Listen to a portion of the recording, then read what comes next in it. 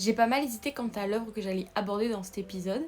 et après avoir revu ma bibliothèque pendant un moment, j'ai décidé de me diriger vers un manga qui est assez vieux mais que j'apprécie beaucoup. Et je pense qu'aujourd'hui, quand je vois la hype de certaines séries, notamment Squid Game, je me dis que c'est un manga qui mériterait d'être beaucoup plus connu.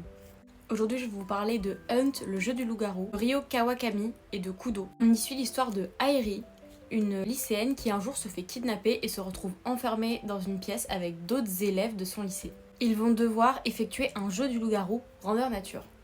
L'objectif va être simple, pour les loups-garous, tuer tous les villageois, pour les villageois, tuer tous les loups-garous.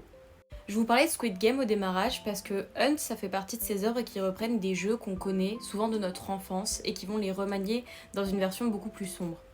A l'instar de Squid Game, vous pouvez le voir même sur la couverture, ce loup-garou grandeur nature, il va être meurtrier puisque le but pour les loups-garous, ça va être de tuer les villageois, et les villageois, lors du vote, ils tuent aussi un habitant.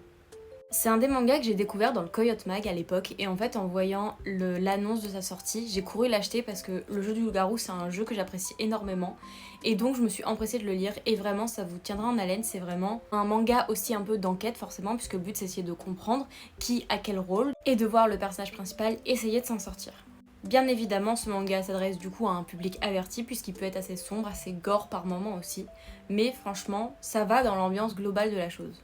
Alors certes, c'est pas le manga le plus beau qu'on peut trouver en termes de graphisme et de dessin, mais franchement, le scénario pour moi, il permet de tenir tout le long. Le manga étant sorti en 2016, il est fini depuis quelques temps, vous pouvez donc trouver tous les tomes. Il se compose de 3 tomes de Hunt, le jeu du garou, et de 3 tomes de l'arc 2, Hunt B-Side, qui est du coup la suite de 3 tomes aussi. D'après moi, je pense que la comparaison avec Squid Game peut être bonne aussi, puisque le but, ça va être, comme Squid Game, de faire une critique de la société à travers des jeux d'enfants, et donc un groupe de personnes qui vont être des clichés, qui vont être enfermées dans un espace, et le but va être de survivre.